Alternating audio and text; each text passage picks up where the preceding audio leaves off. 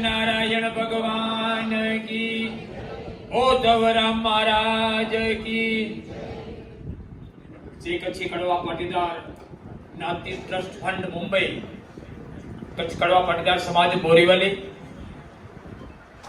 पाटीदार युवक मंडल, महिला मंडल बोरीवली आयोजित अखिल भारतीय लक्ष्मी नारायण सनातन समाज संस्कार धाम धर्म प्रचार समिति आयोजित આજના આ સત્સંગ ભજનના કાર્યક્રમમાં ઉપસ્થિત બોરીવલી પાટીદાર સમાજના માનનીય પ્રમુખ શ્રી જયંતિભાઈ, ટ્રસ્ટી શ્રી મારા હીરાભાઈ, સંસ્કાર ધામના માનનીય ટ્રસ્ટી છગનભાઈ પોકાળ સાહેબ,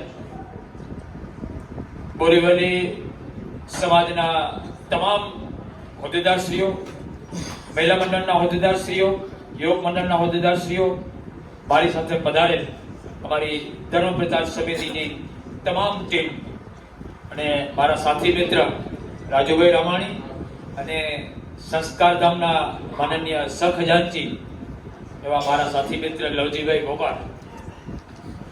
મિત્રો, વાતો ઘણી બધી થઈ, મારે વાત કરવી છે સંસ્કાર ધામ અને ધર્મ પ્રચાર સમિતિ. આપ સૌ સંસ્કાર ધામને જાણો જ છો. જ્યારે જ્યારે તમે કચ્છમાં આવતા હશો ત્યારે સંસ્કાર ધામ આવતા જશો અને સંસ્કાર ધામની ગતિવિધિ અને પ્રગતિ આપ સૌએ નજરે જોઈ જશે. પણ કદાચ એ સંસ્કાર ધામની ધર્મ પ્રચાર સમિતિ કેટલું કામ કરી રહી છે, કેવી રીતે કામ કરી રહી છે, એનો તમને આછેરો ખ્યાલ આપો. સંસ્કાર ધામમાં અત્યારે નવનિર્મિત અતિથિ ભવન બનાવવા જઈ રહ્યા છીએ અને 6 મહિનામાં લગભગ એ કામ પૂર્ણતાના આરે આવશે.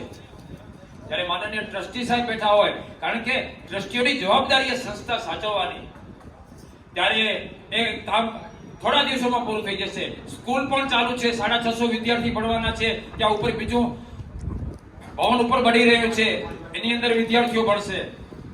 સારામાં સારો સત્સંગ દર પૂનમના થાય છે. પણ ધર્મ પ્રચાર સમિતિ આ તમામે તમામ ટીમ આજે અમે અહીંયા તમારી વચ્ચે 14 જણા જ આવ્યા છીએ. ધર્મ પ્રચાર સમિતિ ટોટલ 32 જણાની ટીમ છે. આખે આખા ભારતભરની અંદર મિત્રો અમે સુરતની અંદર કાર્યક્રમ કર્યો, પુનાની અંદર કાર્યક્રમ કર્યો, સાંગલીની અંદર કાર્યક્રમ કર્યો, કોલ્હાપુરની અંદર કાર્યક્રમ કર્યો, ત્યાંથી નાસિક જઈને કાર્યક્રમ કર્યો, સોમનાથની અંદર કાર્યક્રમ કર્યો, નડિયાદની અંદર કાર્યક્રમ કર્યો, સાણંદની અંદર કાર્યક્રમ કર્યો, બધી જગ્યાએ ચિખોદરાની અંદર કાર્યક્રમ કર્યા અને ટોટલ ભારતભર અને કચ્છમાં માંડી અત્યાર સુધી લગભગ ધીરુભાઈ 200 ની આજુબાજુ કાર્યક્રમ થવા જઈ રહ્યા છે. મિત્રો, માત્ર ને માત્ર ઉદ્દેશ કયો સનાતન ધર્મનું કામ કરવું છે, સંસ્કાર ધામને પ્રગતિના પંથે લઈ જવા છે. મિત્રો, અને મારી ભાવિ પેઢી અહીંયા અત્યારે આપણે જોયું આપણા બાળ સંસ્કાર કેન્દ્ર ભારતભરની અંદર 462 બાળ સંસ્કાર કેન્દ્ર સંસ્કાર ધામના નેજા હેઠળ ચાલી રહ્યા છે. ખૂબ અહીંથી ધન્યવાદ આવીશું બોરીવલી બહેનોને જે બાળ સંસ્કાર કેન્દ્ર ચલાવી રહી છે એમને. આપણા તમામના બાળકોની અંદર સંસ્કારો પૂરવાનું કામ અત્યારે થઈ રહ્યું છે. મિત્રો, કદાચ યુવા પેઢી 30-35 વર્ષના યુવાનો હશે, એને આપણે જો સનાતનના સંસ્કારો આપશો તો નહીં આપી શકીએ અને રહેશે પણ નહીં અને જબરજસ્તી ચાલશે પણ નહીં. પણ આપણી ભાવિ પેઢી, આપણા જે બાળકો, નાના બાળકો છે, એની અંદર સારા સંસ્કારો પૂરવા અને એ આપણી ભાવિ પેઢી છે એને આપણી ભાવિ પેઢી સુરક્ષિત રાખવી હશે તો વિશેષ ભાર બાળ સંસ્કાર ઉપર આપવો પડશે. આગામી દિવસોમાં અમે યુવા સંઘની સાથે રાખીને મિશન અભિમન્યુ યુવા સંઘ ચલાવી રહ્યું છે. પણ યુવા સંઘ સાથે અમે ખૂબ ચર્ચા કરી અને એનું ટાર્ગેટ હતું કે એની અંદર કેવી રીતે કામ કરવું. યુવા સંઘે કહ્યું કે સંસ્કાર ધામ આ કામ સંભાળી લ્યો, કારણ કે કામ ધાર્મિક કામ સંસ્કાર ધામનું છે અને એ મિશન અભિમન્યુ ના તમામ કામ જેટલા કરવા છે એ સંસ્કાર ધામના નેજા હેઠળથી અમે ચાલુ કરવા જઈ રહ્યા છીએ. 12 વર્ષથી 18 વર્ષના બાળકોમાં સનાતનીના સંસ્કારો આવે એના માટે કામ કરવા જઈ રહ્યા છીએ. એટલે વિશેષ આજે મારે વધારે નથી કહેવું, આપણે મોજ કરવી છે. પણ જ્યારે આ અહેવાલ આપવાનો હોય, કલાકાર મિત્રો થોડો વિસામો લઈ લે અને અહેવાલ પણ અપાય છે.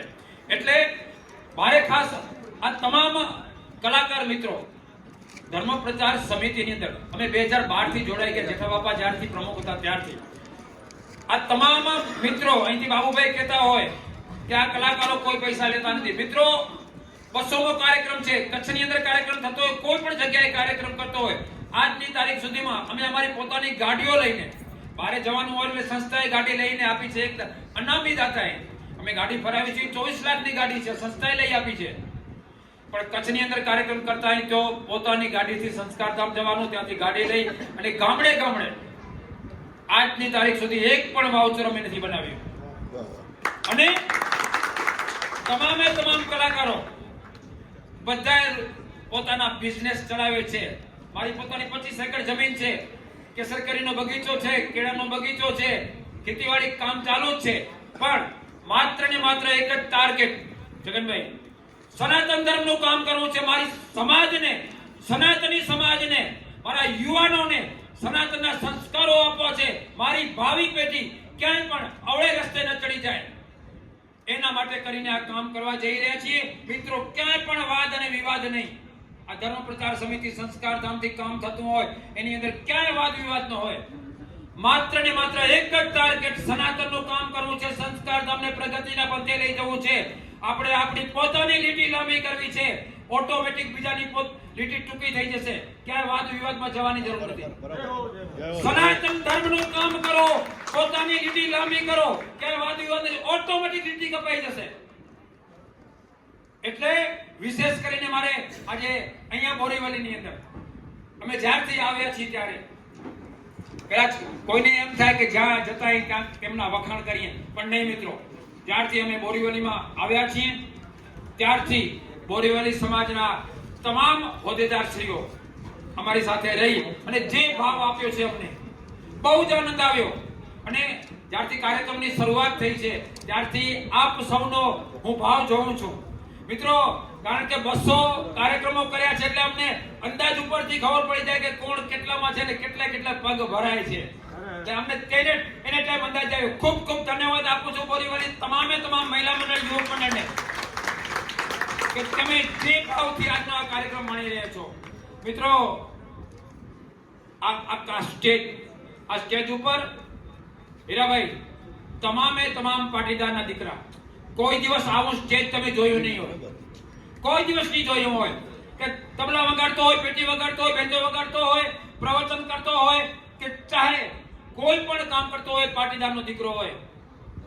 અને આ સ્ટેજ અમે પાટીદારના તમામે તમામ ઉગતા કલાકારો, કોઈ પણ બેન દીકરી હોય, કોઈ પણ ભાઈ હોય, એમને અમે આ સ્ટેજ પૂરું પાડી અને આ સ્ટેજમાં આપણે દીકરા દીકરીઓને આગળ લઈ જવાનું પણ કામ કરી રહ્યા છીએ. કારણ કે નવા કલાકારો, અમારી આ ટીમ અહીંયા એવું ન હોય કે કોઈ નવા કલાકાર હોય અને અમે એને સ્વીકારીએ નહીં ને લઈએ નહીં.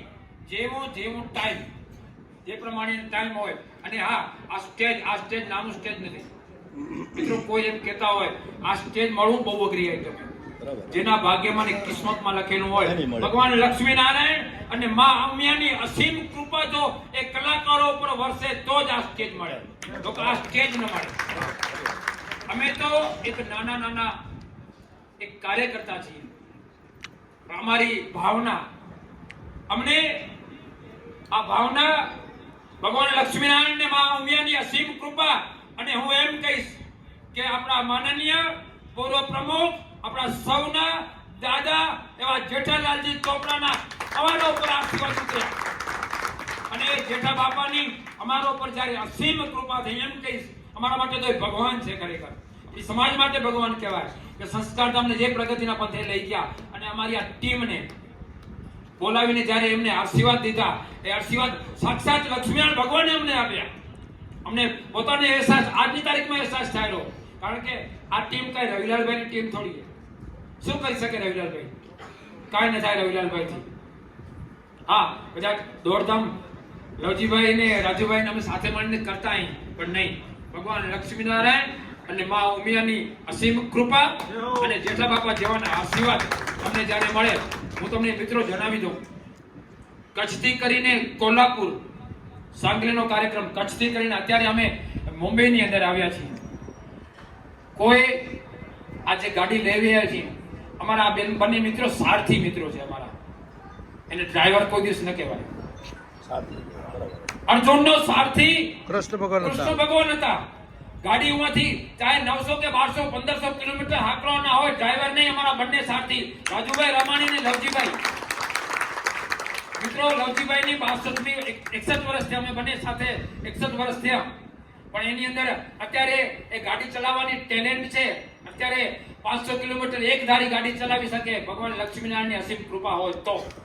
એ તો ન ચાલે ગાડી. અમારા બંને સારથી મિત્રો છે. આ જ રીતે વિશેષ આજે મારી મીરાબેન નથી આવી.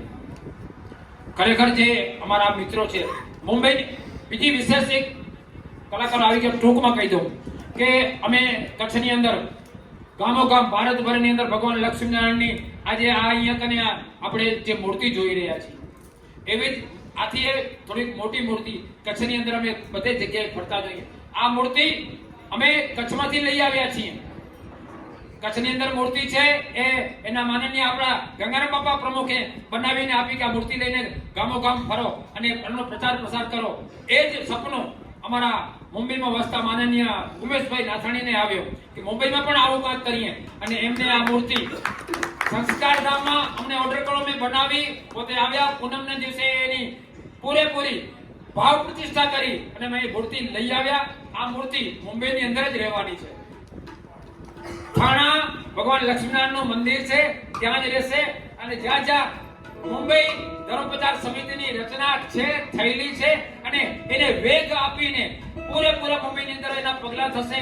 અને આવી ધર્મ પ્રચાર સમિતિની રચના મુંબઈની અંદર કરવા જઈ રહ્યા છીએ. અને વિશેષ કરીને ભારતભરની અંદર સનાતનનું કામ કરવા માટે ધર્મ પ્રચાર સમિતિની રચના કરવી છે.